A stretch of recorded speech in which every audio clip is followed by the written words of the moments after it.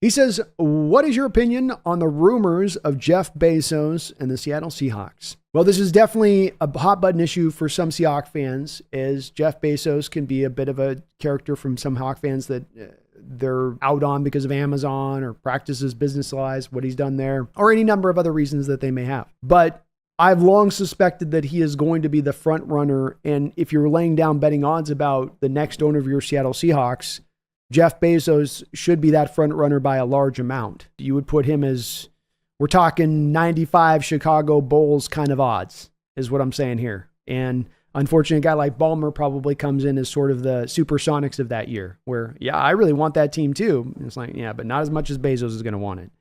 And he was very, very hot to trot to try to get the Washington Commanders organization and was unable to pull that off.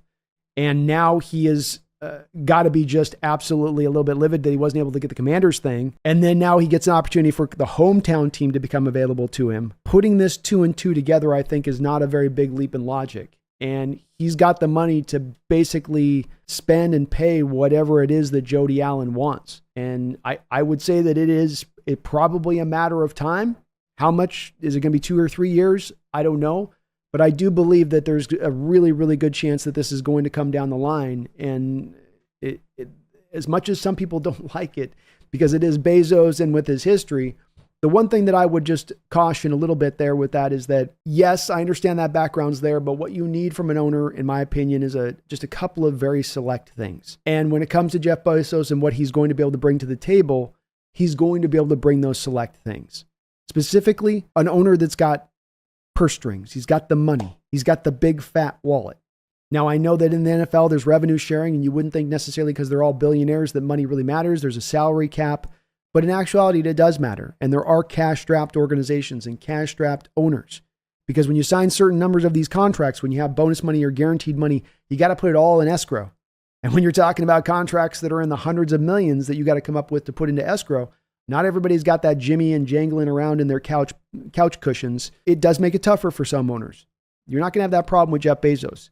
He's going to walk in the door and he's going to be able to lay down this wallet and that wallet and this wallet. He'll be able to spend for whatever facilities you need, whatever flight stuff you need, private jet planes, whatever you need to get the players in the best position that you can to help them out.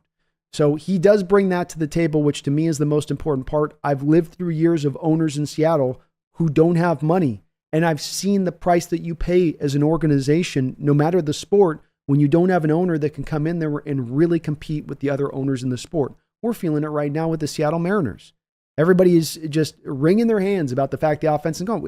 It all comes down to, though, the bottom line of you have an owner that can't spend money. It ain't the lack of support. You got that Mariners stadium filled up on a daily basis, 82 games a year. But your owner is poor and broke. He don't got any money. And so he can't build a winner. That's the worst thing to me. So while some may draw back on Bezos, I'm not necessarily going to be one of them, because there could be a lot worse route that we end up being sent down. We could have an owner that's broke. We could be sent down to an owner like a Clay Bennett that just has a side eye on getting us out of town whenever he can. And that's not going to be the case there, in my opinion, with Bezos. So I think there is truth to rumor. Of course, there wasn't the rumor that came out that he had cashed in, $5 billion in stocks or something like that. And I do think that he is definitely going to be circling around the Seahawks organization. It all just comes down to how fast Jody Allen really wants to sell, because I think she's going to try to take her time, because the more time Jody Allen takes, the more the value of the organization increases. War Chief, aloha.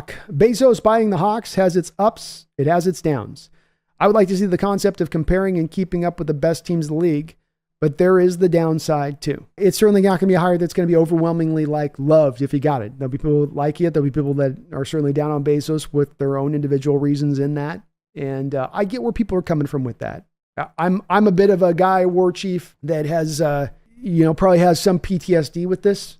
Being a kid that grew up through that time frame of the late 80s and 90s and 2000s, where every other week it was Jeff Smullian trying to move the Mariners to St.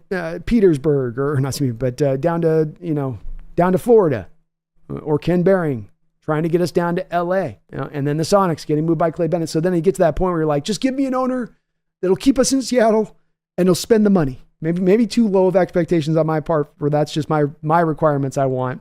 But nonetheless, that's where I've landed at it through the years of my fandom of just give me those two elements and I'll be fine with that.